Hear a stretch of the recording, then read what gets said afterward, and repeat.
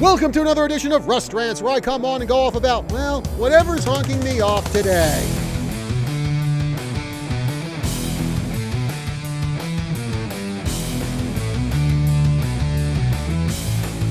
All across the country, teams are changing their names because the woke weirdos deemed them offensive. The Washington Redskins are now the Washington Commanders. And in an even stupider decision, Long Beach State ditched its mascot, the 49ers, because supposedly that was insensitive to Native Americans. I don't know how. But anyway, they changed their mascot name to the Long Beach State Beach.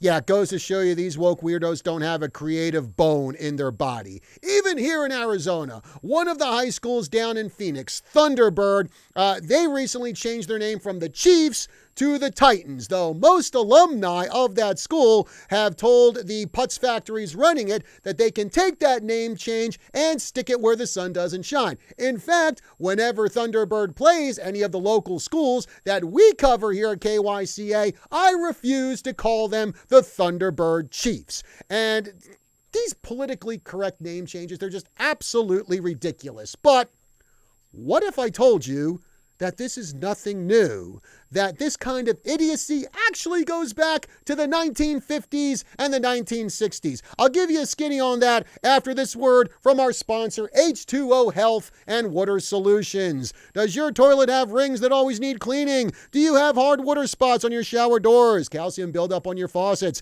Just imagine what all of that is doing to the inside of your washing machine, dishwasher, refrigerator, your hot water heater. What about the pipes inside your body? Buy a filter or be a filter. You can have clean mineral-rich water without the buildup of unwanted toxins in your body and throughout your whole home. Call Vicki Johnston today at H2O Health and Water Solutions at 928-899-7504 or stop in and see her at the Prescott Gateway Mall. So, you think changing team names in order not to offend someone's delicate sensibilities is a new phenomenon? Oh, I assure you, it is not. This is a page from my baseball trivia desk calendar from yesterday. And wait till you hear this lunacy.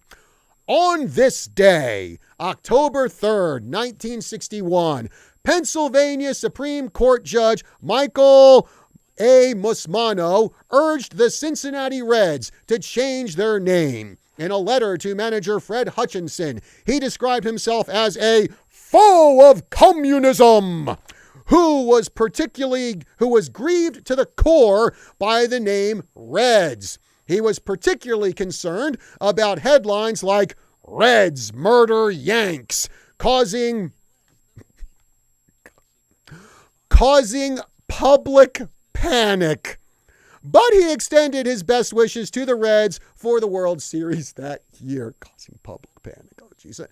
This guy was a state Supreme Court justice, and he actually thought a headline about a baseball game was going to send people screaming into the streets, or maybe screaming into their bomb shelters. I mean, remember, this was 1961.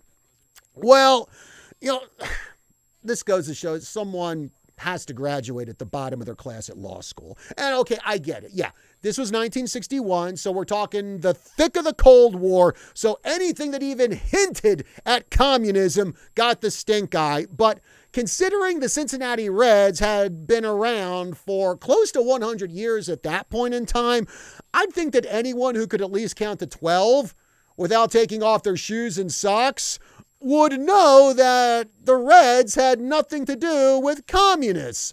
Of course, now how about this?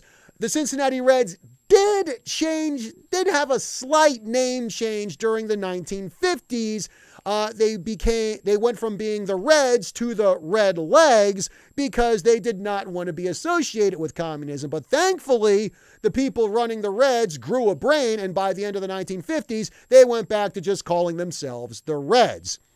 So, will teams that have changed their names today in order to appease the woke weirdos, will they consider a reversal of direction? kind of like the Reds did back in the 1950s. It's like, well, I'll tell you this, the Cleveland Indians, I'm sorry, I meant the Cleveland Guardians.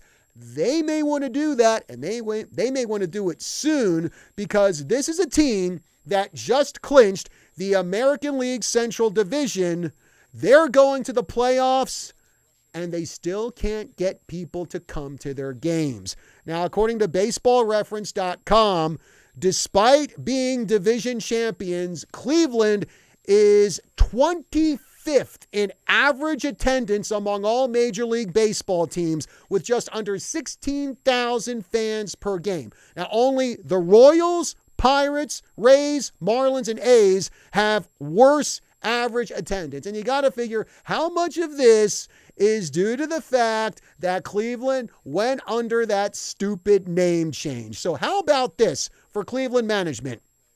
Grow a pair, tell the woke weirdos to go eat a pile of javelina snot, and go back to calling yourselves the Cleveland Indians. And maybe you'll get more butts in your seats. Well, that's going to do it for this edition of Rust Rants. Be sure to like, share, follow, and subscribe across all of KYCA's social media. That's Facebook, YouTube, Rumble, Instagram. Check us out at kyca.info. Be sure to smash the like button and leave a comment. We love to hear what you have to say about this video. Till next time, I'm John Rust. I'm not changing my name.